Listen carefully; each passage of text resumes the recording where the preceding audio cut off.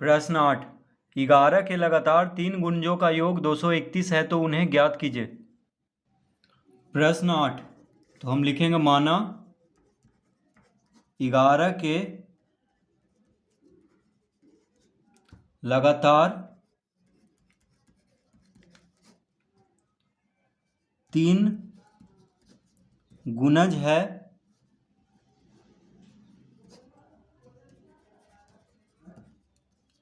x जोड़ 11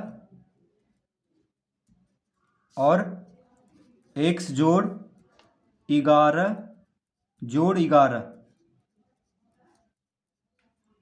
तो हम क्या मान लेंगे कि 11 के लगातार 3 गुणज है x, फिर x में 11 जोड़ेंगे तभी 11 का ही गुणज होगा अगला।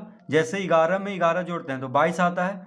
उसी तरह अगर एक समान है पहला गुणज तो दूसरा गुणज में 11 जोड़ना होगा तभी वह 11 का गुणज होगा।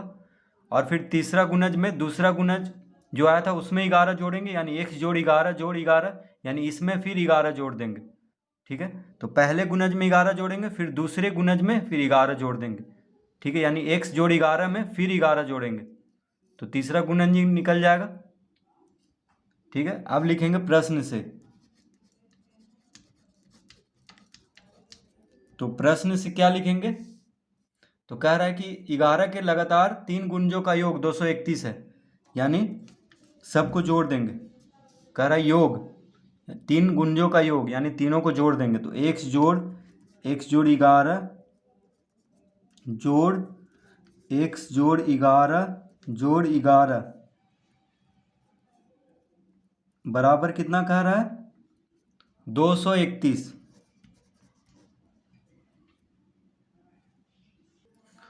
अब इसको तो x को जोड़ देंगे तो x यानी 3x हो जाएगा। x जोड़ x जोड़ x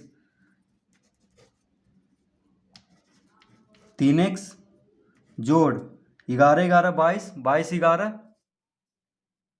33। तो 3x जोड़ 33 बराबर लिख लेंगे 231। तो 3x बराबर कितना हो जाएगा, 3x बराबर हो जाएगा 231 माइनस 33। 33 बायां से दायां तरफ जाएगा तो माइनस में हो जाएगा, यानी 3x बराबर 11 में से 3 गया 8, ये हो गया 2, 12 में से 3 गया 9, ये हो गया 1, यानी 198। तो x बराबर कितना हो जाएगा,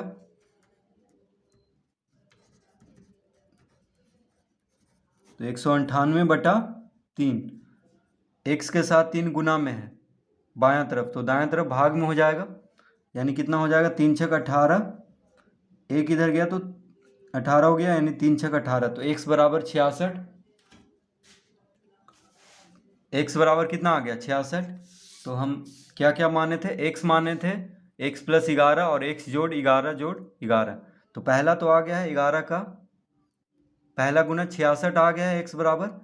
अब 66 में 11 जोड़ेंगे, फिर 66 में 11 जोड़ 11 जोड़ देंगे। तो अब लिखेंगे अतः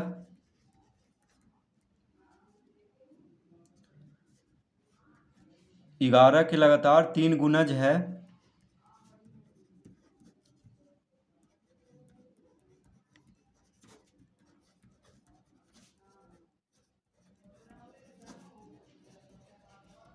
तीन गुणज है 66 जोड़ 11 66 जोड़ 11 जोड़ 11, यानी कौन कौन हुआ, तो बराबर हो जाएगा 66 और 11 यानी 77, और 77 11 कितना हो जाएगा 88। तो ये हो जाएगा इसका उत्तर। तो x के जगह पे 66 रखेंगे तो x है पहला, फिर x जोड़ 11 यानी 66 जोड़ 11, फिर x जोड़ 11 जोड़ 11 यानी 66 जोड़ 11 जोड़ 11 कितना होगा 88। तो पहला गुना 66 फिर 77 फिर 88, इसका उत्तर हो जाएगा। तो इस तरह इसको प्रश्न 8 को हल करेंगे।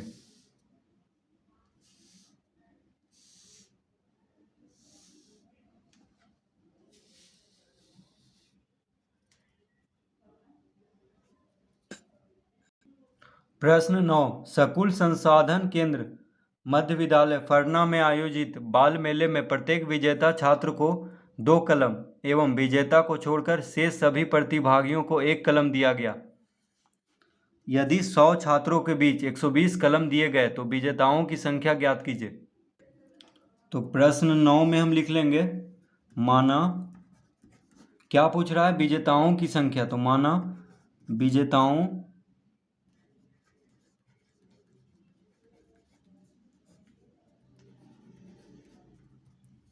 की संख्या बराबर x। हम विजेताओं की संख्या को x मान लेंगे, ठीक है। अतः प्रतिभागियों की संख्या कितना हो जाएगा, तो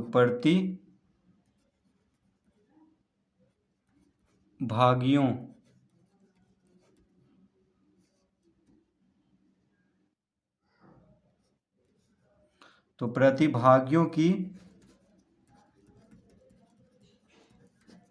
संख्या बराबर हो जाएगा 100 माइनस x। तो ये क्यों होगा, क्योंकि कह रहा है 100 छात्रों के बीच, यानी 100 छात्र है, ठीक है, 100 छात्र है जो भाग लिया है बाल मेले में, ठीक है।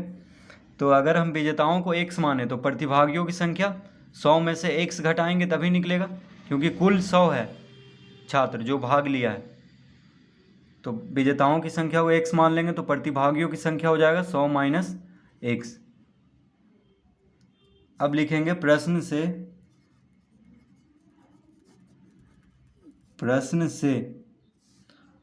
तो कह रहा है कि विजेता छात्र को 2 कलम दिया गया, यानी विजेताओं की संख्या को हम x माने हैं तो 2 कलम दिया गया, यानी तो कितना कलम बटा होगा विजेता छात्र में, तो 2 गुना x कर देंगे, फिर जोड़ेंगे, और जो प्रतिभागी है यानी जो विजेता नहीं है उसको 1 कलम दिया गया, तो 1 गुना 100 माइनस x लिख लेंगे।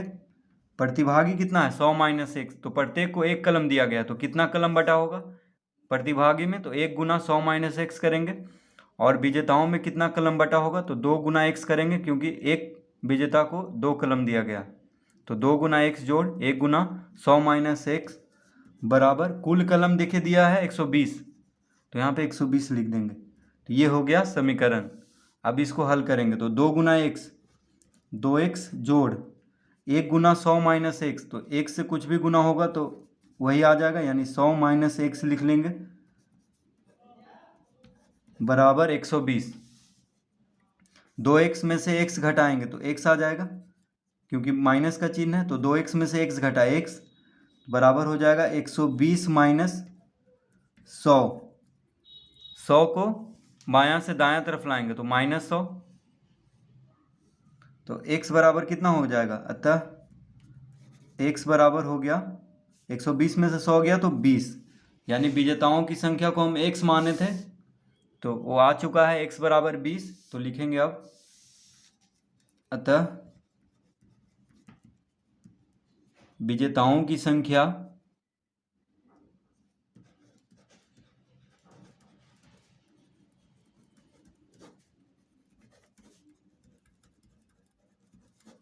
बराबर 20।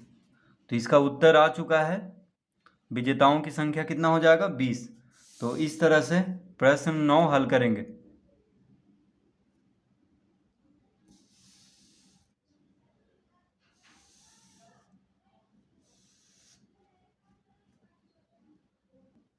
प्रश्न 10, रवि के पिता की वर्तमान उम्र रवि के वर्तमान उम्र के तिगुने से 5 वर्ष अधिक है। 5 वर्ष बाद उनकी उम्रों का योग 47 वर्ष होगा। दोनों की वर्तमान उम्र ज्ञात कीजिए। तो लिखेंगे प्रश्न 10 में, माना रवि के वर्तमान उम्र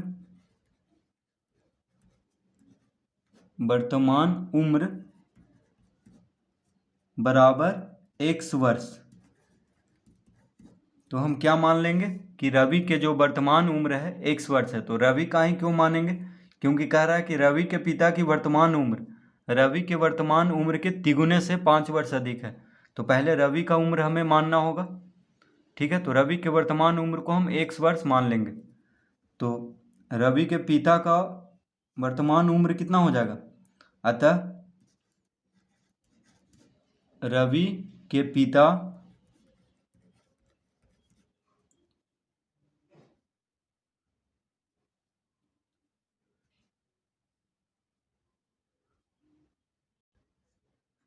तो रवि के पिता की वर्तमान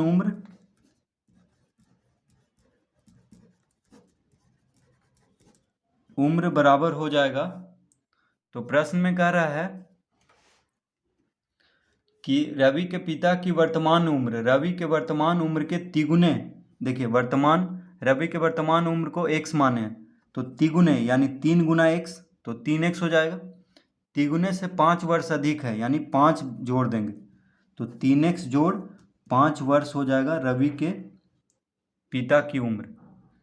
यानी अगर रवि के पिता की उम्र क्या है? तिगुना है और 5 वर्ष अधिक भी है। तो रवि की उम्र को अगर हम x माने हैं तो रवि के पिता की वर्तमान उम्र हो जाएगा तिगुने यानी 3 गुना x, और 5 वर्ष और अधिक है तो जोड़ 5 लिख देंगे। अब कह रहा है 5 वर्ष बाद, तो देखिए अब लिखेंगे प्रश्न से। तो कह रहा है कि 5 वर्ष बाद उनकी उम्रों का योग, तो 5 वर्ष बाद, देखिए 5 वर्ष बाद दोनों का 5 वर्ष बढ़ जाएगा। तो 5 वर्ष बाद रवि का उम्र कितना हो जाएगा? x जोड़ 5, अभी है x, तो 5 वर्ष बाद x जोड़ 5 हो जाएगा, तो x जोड़ 5 लिखेंगे। ये हो गया किसका? रवि का उम्र। और उसके पिता का उम्र कितना हो जाएगा? यानी 3x जोड़ 5 हो जाएगा। 5 वर्ष बाद कह रहा है, ठीक है, तो दोनों में 5 5 और जोड़ देंगे, यानी अभी x है रवि का उम्र, तो 5 जोड़ देंगे तो 5 वर्ष बाद का उम्र हो जाएगा। और उसके पिता का उम्र है 3x जोड़ 5 वर्तमान में यानी अभी में, तो 5 वर्ष बाद 5 इसमें भी जोड़ देंगे। अब कह रहा है कि 5 वर्ष बाद उनकी उम्रों का योग मतलब यहाँ पे जोड़ का चिन्ह देंगे, यानी दोनों की उम्रों का योग है 47। तो ये हो गया समीकरण। अब इसको हल करेंगे तो आ जाएगा इसका उत्तर। तो देखिए 3x और x को जोड़ेंगे तो कितना हो जाएगा? 4x, 5 5 10 5 15, यानी 4x जोड़ 15 बराबर 47। ठीक है, 5 5 10 5 15, 3x जोड़ x 4x, इस तरह लिख लेंगे। तो 4x बराबर कितना हो जाएगा? 47 माइनस 15, 15 को घटाएंगे बायां से दायां तरफ आएगा तो x बराबर कितना हो जाएगा? अतः x बराबर 47 में से 15 घटाएंगे, 7 में से 5 गया 2, 4 में से 1 गया 3, यानी 32/4। 47 में से 15 घटाएंगे, 7 में से 5 गया 2, 4 में से 1 गया 3, 32। और यहाँ पे गुना में है x के साथ 4, तो 4 भागम हो जाएगा बायां से दायां तरफ जाके, तो 4 × 32, यानी x बराबर कितना आ गया? 8। तो अब लिख देंगे अतः रवि के वर्तमान उम्र बराबर 8 वर्ष। तो देखिए रवि के वर्तमान उम्र कितना हो गया? 8 वर्ष, और उसके पिता की वर्तमान उम्र